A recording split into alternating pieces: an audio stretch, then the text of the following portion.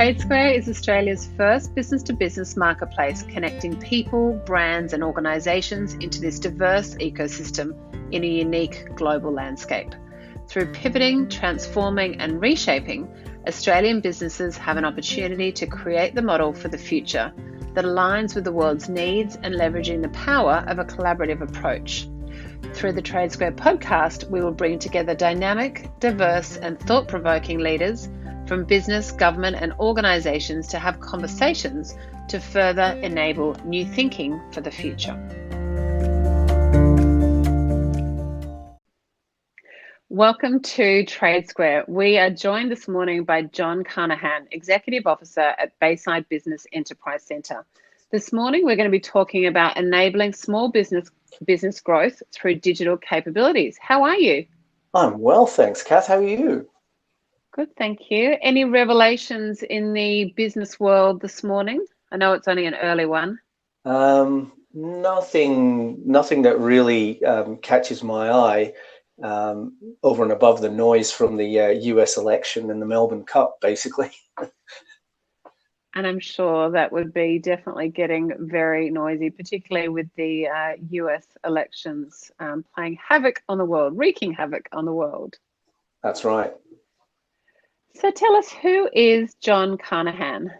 Well, I'm someone who I had a fairly lengthy career in the corporate world. I went into financial services. I studied law originally, but I chose not to practice. I went into financial services, banking, investment management, and I even had a stint in the insurance industry for a while, mainly in sort of the marketing, sales, distribution side.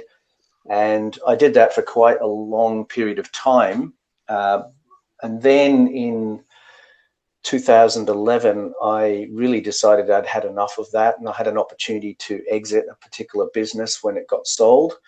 And I decided I didn't want to go back into that environment, wanted to spend my time working with small businesses and more on an individual level. So I became a business coach and business advisor, and that sort of led me to Bayside Business Enterprise Centre.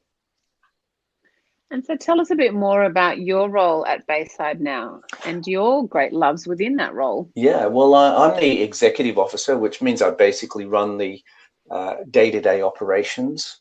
And Bayside Business Enterprise Centre is dedicated to providing support to businesses, large and small, but mainly small.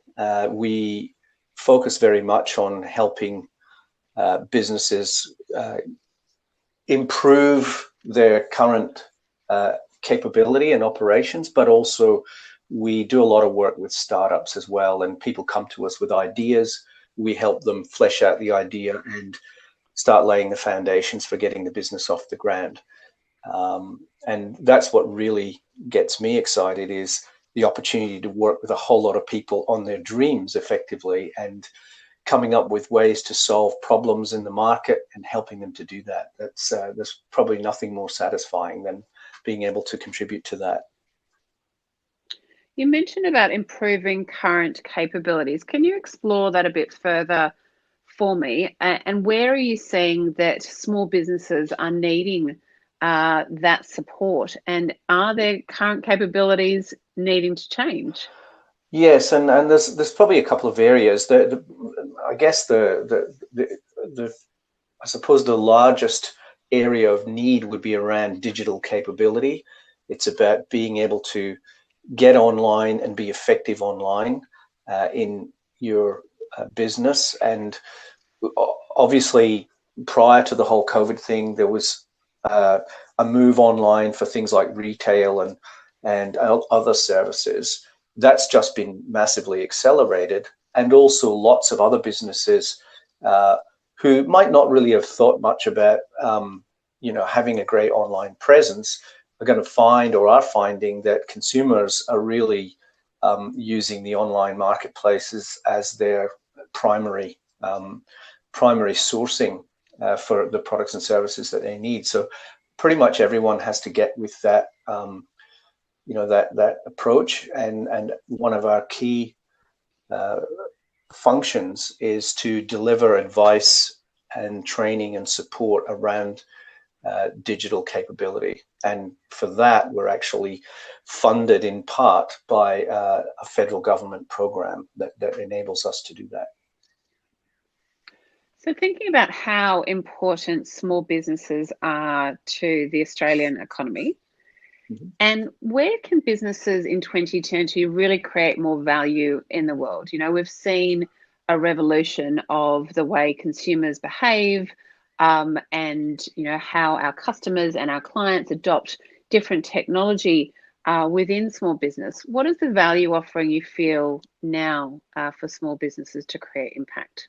Yeah, well, I think people like dealing with small business because it's a very personal service. You also, and I think we've become more aware of this in recent times, is you're aware as a customer of a small business that it's a mutually beneficial exchange, because by spending your money and sourcing your products and services from a small business, you're actually helping someone, helping their family, and creating a real value exchange. And I guess if we can, in the move online, if we can continue to have an approach that recognizes that and keeps the interpersonal aspect in some shape or form, so that it doesn't just become a kind of a great impersonal exchange. I think if we're able to do that, and small businesses can hang on to what makes them quite special and valuable, then I think that will be a really important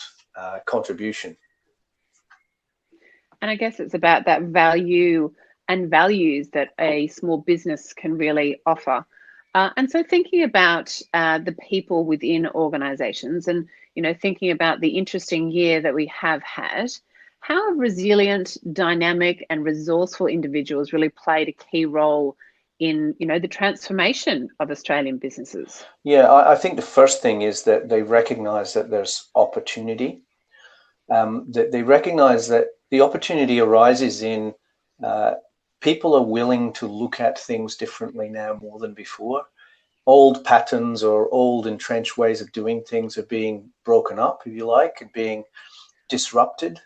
And so I think it's my sense is that this is going to create a period of creativity and a period of change in terms of the way that things can be done. And that I think there's a willingness or an acceptance on the part of markets, consumers, people generally, that things are changing, and that potentially we can do a few things better that we might not have considered before, because we maybe didn't understand, or it wasn't painful enough to motivate the change. Whereas now, in a world of disruption, people are much more, I think, willing and ready to make change, because compared to a pandemic, changes in the way that we build business models and interaction with each other are relatively minor. So I think that resilience is being built as we speak, and it's starting to manifest itself.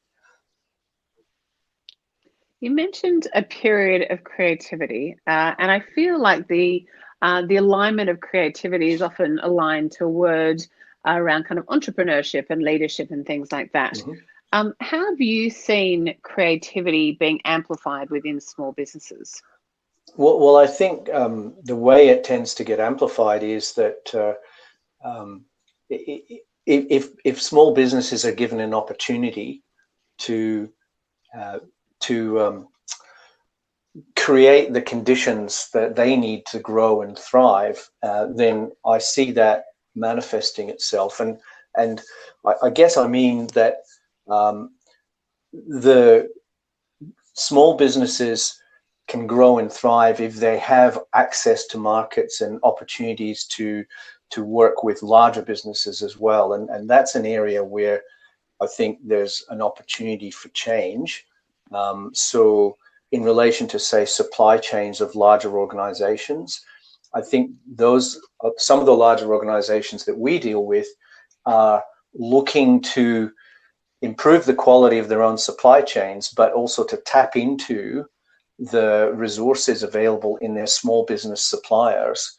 And so they're looking at ways of making it easier for people to do business with them, because they recognize that has been an untapped source of opportunity, really. And so that's an encouraging development, because it means small business is getting a bit more of a seat at the table with some of the larger players, and that the larger players are recognizing that they don't have all the answers, or are not necessarily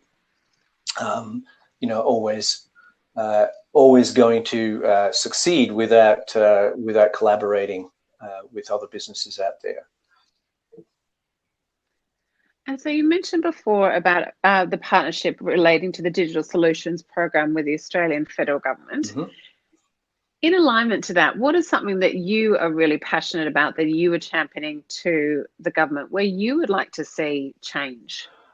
Yeah, well, I think, and it gets back to the fostering of innovation and creativity, and that's a cultural thing. So it's sort of setting the agenda around that and leading by example, if you like, in the way that government does business and the way that government approaches problems. And it's kind of giving everybody that sense of this is the way that we can move forward as a society, if we allow businesses to creatively disrupt, and if we allow them to have confidence that that will be encouraged, then I think that's probably what we would want to see from government. Not, it's not, the money that they provide is great. That's necessary, because that provides for the resourcing and the training and all of those sorts of things. But it's really the climate. The government's role mainly, I think, is a facilitator, and it's also creating that climate for people to feel excited about the future and excited about investing and building those partnerships and relationships that are going to help the business sector to grow through the back end of this pandemic and really thrive.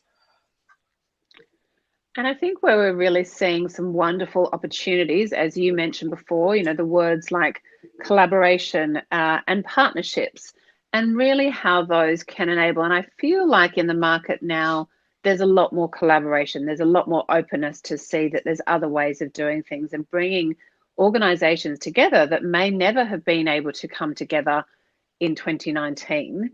Why do you think that is? Why do you think there is, aside from everything relating to COVID, why do you think there's been such a big shift that people and organizations are now willing to collaborate a lot more? Yeah, and I think COVID obviously has accelerated that, but it was already happening before the current pandemic situation. And because I think, if you think about what the world was like, even maybe just 15 or 20 years ago, it was still really, I guess, a more predictable place. It was very much the preserve of sort of large incumbent type businesses, and a lot of the disruption that we've seen in the last 20 years was around the corner, but wasn't necessarily foreseen. I mean, if you just look at the disruption in some of the industries we've seen, like media and retail,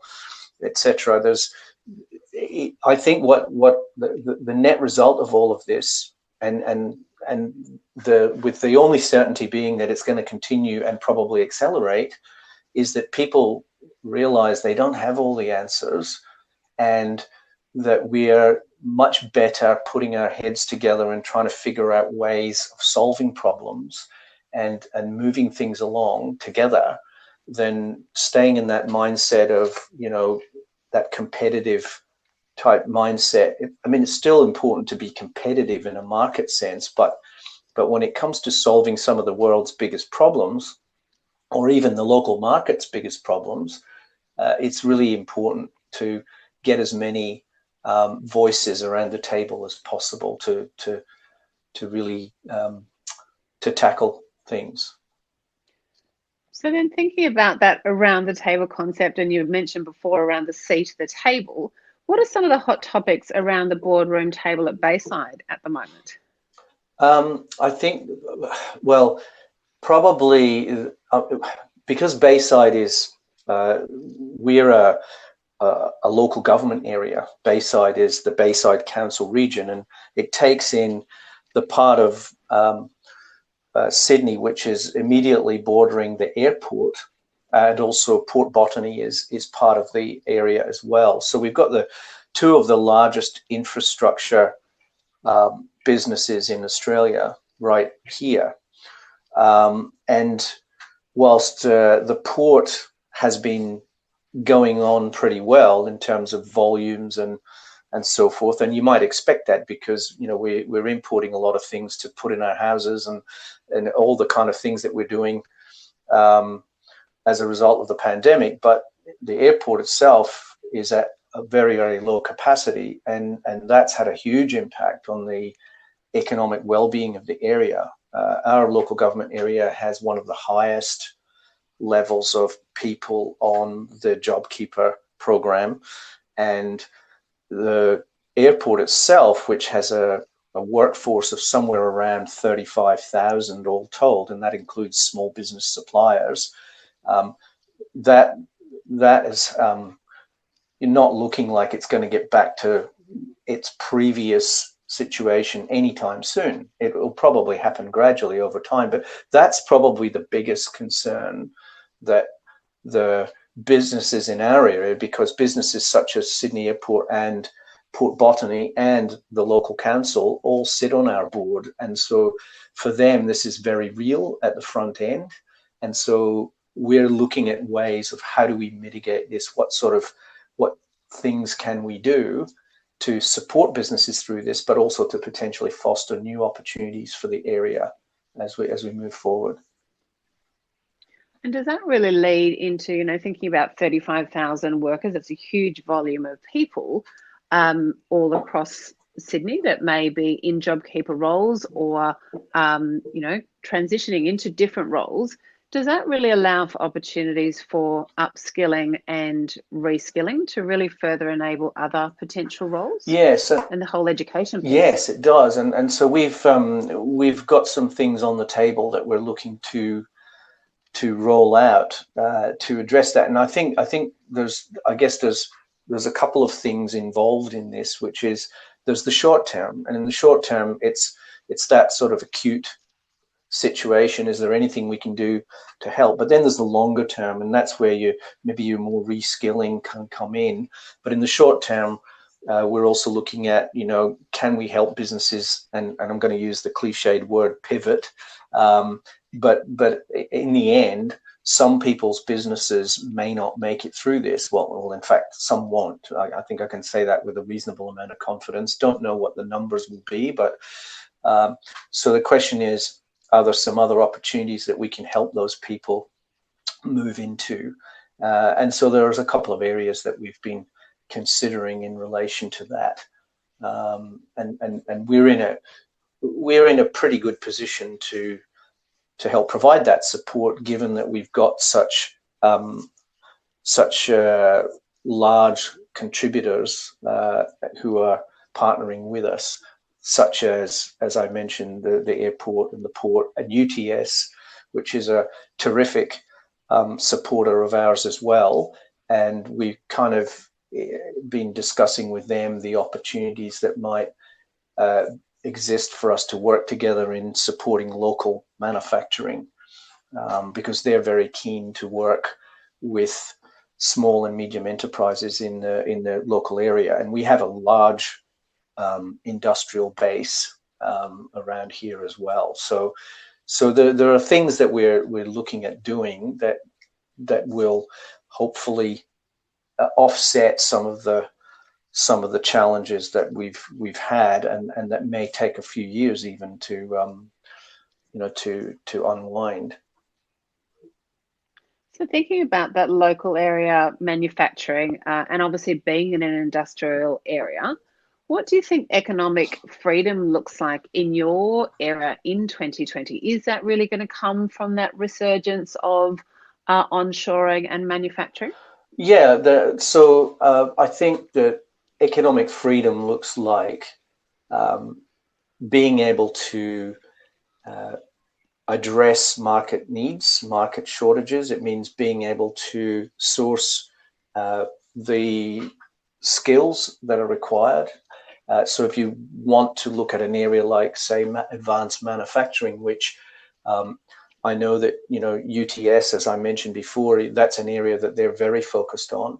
And we're working with them to make connections into the business community to help a lot of businesses make their digital transformation. And when I talk about digital transformation, that's right through the business. And that could include everything from the front end, just, their sourcing or marketing. But then at the back end, it's potentially automation and the full kind of integration of technical capabilities. So it's an area that we want to encourage because it's an area where there's potentially a very large future, not just locally, but for export as well. And that's going to be an area that Australia is going to need to really up the ante in the next few years. And so, thinking about the competitive advantages for Australian businesses and really engaging those digital capabilities, as you said, not only on the front end, but the back end of the business, the automation piece, as an example, and that complete transformation. What are the advantages for organizations to really underpin the foundations of their business with those digital capabilities? Oh, look, I think that one is they can scale more readily. So, the more of your business operation that is highly process driven and automated and digitally integrated, then it's much easier to scale. You can also reach more markets nationally and globally, and that's the other thing. This really, I think, another great trend that COVID has accelerated is the coming down of the digital borders around the world. It's effectively now you can reach anyone anywhere, and if you're able to integrate across the world uh, through having that digital platform, it's going to open up an enormous market for local businesses. Cost is another one. Obviously, costs can be lowered substantially, at least ongoing costs after initial investment through a digital transformation. And I think, a really important one is service. Customer service can be improved, providing you can, reinvest the time and the cost savings that you gain from digitization, that you reinvest it into a good customer service structure. And because we've seen digital transformation create challenges for customer service and actually make customer service worse in a lot of people's eyes, because it can sometimes create a barrier between the human beings who run the business and the human beings who purchase products and services from it. So providing we can avoid some of those excesses, I think digitization can really help improve customer service. And so, finally, what is one piece of advice that you would like to share with Australian small businesses? Just keep going.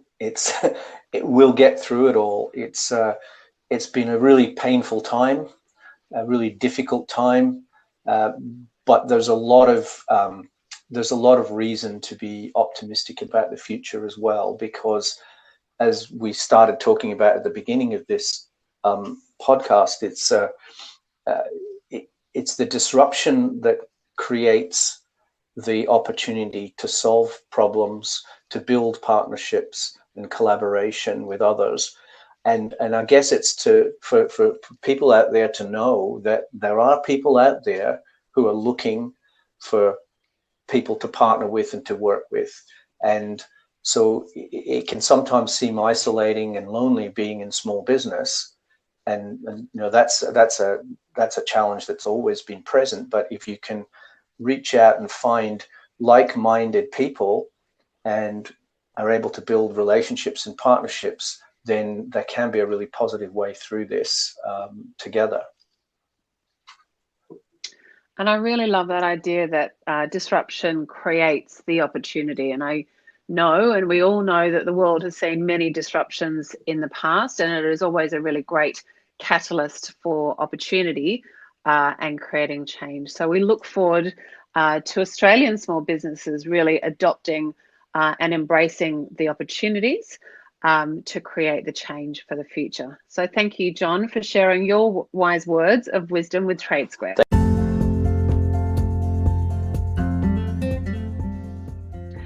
For more information on TradeSquare, head to www.tradesquare.com.au and support Australian business economic recovery and growth with a collaborative approach to the future of business.